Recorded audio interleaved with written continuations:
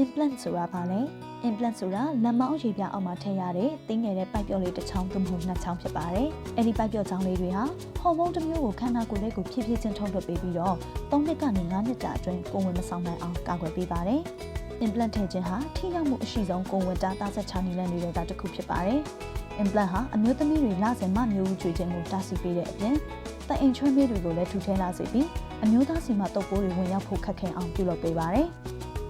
implant ထည့်ခြင်းဟာလက်ထပ်ပြီးကစားအမျိုးသမီးတွေလိုခလေးချက်ချင်းမယူခြင်းတဲ့အမျိုးသမီးတွေအလုံးလုံးပြီးပတ်စံစုခြင်းတဲ့အမျိုးသမီးတွေကိုယ့်ရဲ့လက်တွဲပေါ်အကြောင်းပိုတိအောင်အချိန်ယူခြင်းတဲ့အမျိုးသမီးတွေဒါမှမဟုတ်ပညာရေးဆောင်ကတိုင်အောင်တင်ပြီးမှခလေးယူခြင်းတဲ့အမျိုးသမီးလေးတွေအတွက်သင်ရောပါတယ် implant ထည့်တာဟာတခြားပုံဝင်တာနည်းတွေလိုအချိန်မှန်သတိထားရတာမျိုးလည်းမရှိတဲ့အတွက်မေးတတ်တဲ့သူတွေအတွက်လည်းအဆင်ပြေပါတယ်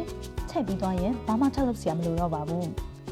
implant ထည့်တာဟာမြန်ဆန်ပြီးလွယ်ကူပါတယ်ပထမဆုံးအနေနဲ့အသက်မှာကိုယ်ဝင်ရှိမရှိသေးကြအောင်ဆက်ရပါမယ်။ထုံစိမ့်နဲ့ထိုးပြီး implant ထည့်တာဟာ9မိနစ်တောင်မကြာပါဘူး။နာကျင်မှုလည်းတိတိတတ်တာမခံစားရနိုင်ပါဘူး။ဒါအပြင်ပြန်ထုတ်ရင်လည်းအလွယ်တကူပြန်ထုတ်နိုင်ပါတယ်။ခလေးပြန်လို့ခြင်းတဲ့အခါ implant ကိုထုတ်ပြီးမကြာခင်ကိုယ်ဝင်ပြန်ရနိုင်တဲ့အတွက်အရင်အဆင်ပြေပါတယ်။ကိုယ်ဝင်ထပ်တာခြင်းသေးတဲ့ဆိုရင်လည်း implant နောက်တစ်ခါထည့်လိုက်ရုံပါပဲ။အကောင်းဆုံးအချက်ကတော့ထည့်ပြီးရတဲ့ဘာမှထပ်လုပ်စရာမှတ်သားထားစရာမလိုတော့တာပါပဲ။ဓမ္မရာစတင်လာတဲ့9ရက်အတွင်းမှာထည့်မယ်ဆိုရင်တော့ချက်ချင်းအကျိုးသက်ရောက်မှုရှိတဲ့အတွက်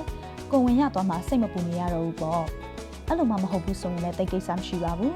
ထည့်ပြီး9ရက်အတွင်းအတူနေမယ်ဆိုကွန်တုံးလိုမျိုးအရင်နည်းနဲ့တစ်ခုခုပါသုံးပြီးကာကွယ်နိုင်ပါတယ်ထည့်ထားတဲ့ implant ကိုအချိန်မရွေးအလွယ်တကူစမ်းကြည့်နိုင်ပါတယ်ထည့်ထားပြီးတဲ့အခါမှာကိုယ်တိုင်ဘယ်လိုစမ်းကြည့်ရမလဲဆိုတာကိုဆရာဝန်ကပြပေးပါလိမ့်မယ်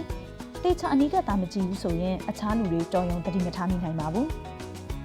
အမျိုးသမီးအများစုဟာ implant ထည့်ပြီးကစားမှာပုံမှန်ရာသီစုံဝန်းမတိုင်ခင်ရာသီသွေးအနေငယ်ဆင်းတာပုံမှန်ရာသီလာချိန်မဟုတ်ပဲသွေးဆင်းတာသို့မဟုတ်ရာသီမလာတာစတဲ့အပြောင်းအလဲတွေကိုခံစားကြရပါတယ်။ဒါပေမဲ့ဒါဟာပုံမှန်ပါပဲ။3လလောက်အကြာမှာသက်သာသွားမှာပါ။ဒါဟာအန္တရာယ်မရှိလို့စိတ်ပူစရာမလိုပါဘူး။ implant ကိုပြန်ထုတ်လိုက်တဲ့အချိန်မှာပုံမှန်ရာသီစုံဝန်းအတိုင်းပြန်ဖြစ်သွားမှာပါ။ implant ကိုထည့်ပြီးအမျိုးသမီးအနည်းစုခံစားကြရတဲ့ဘေးထွက်အာနိသင်အချို့ကတော့ဝက်ချံပေါက်တာရင်သားတွေနာကျင်တာကိုယ်အလေးချိန်ပြောင်းလဲတာတွေပဲဖြစ်ပါတယ်။ဒါပေမဲ့ကြာလာရင်တော့တဖြည်းဖြည်းသက်သာသွားမှာပါ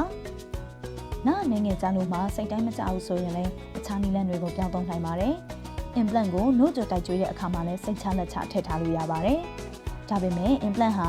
HIV သို့မဟုတ်အခြားလိင်မတစ်ဆင့်ကူးစက်နိုင်တဲ့ရောဂါတွေကိုတော့မကာကွယ်နိုင်ပါဘူး။ဒါနဲ့ပတ်သက်ပြီးစိတ်ပူရဲဆိုရင်တော့ကွန်ဒုံးကိုသုံးပါဒါမှမဟုတ်ပိုပြီးစိတ်ချရအောင်နှစ်ခုလုံးသုံးပါ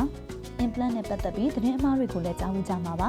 ဥပမာ implant ဟာခန္ဓာကိုယ်ရဲ့အခြားနေရာတွေကိုရွေ့သွားမယ်ဆိုတာမျိုးပေါ့တကယ်တော့မရွေ့သွားနိုင်ပါဘူး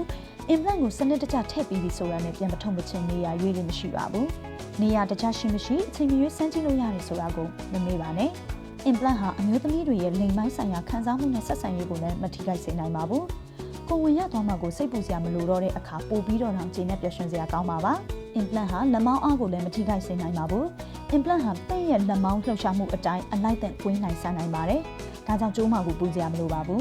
implant ထည့်ပြီးအနားယူဖို့လည်းမလိုပါဘူးထည့်ပြီးတာနဲ့ပုံမှန်အတိုင်းလှုပ်ရှားသွားလာနိုင်ပါပြီ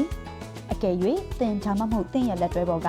implant အကြောင်းဒီထက်ပိုပြီးသိလို့ရဆိုရင်တော့နှွေးထွေးပြူငါတဲ့ Marie Stokes မြန်မာကိုဆက်သွယ်ပြီးယုံကြည်စိတ်ချစွာမြင်မြန်တိုင်နဲ့ဆွေးနွေးနိုင်ပါတယ်